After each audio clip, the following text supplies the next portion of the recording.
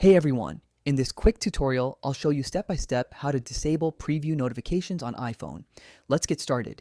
First, open the Settings app on your iPhone. Now, scroll down and tap on Notifications.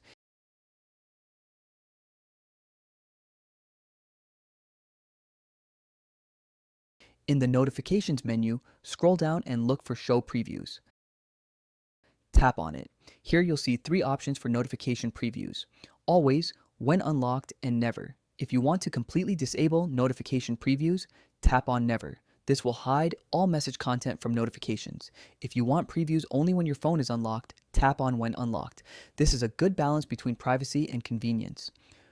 Once you select Never, your notification previews will be disabled. You'll only see the app name and that you have a notification, but not the actual content. This is a great way to protect your privacy, especially if others can see your lock screen. And that's it.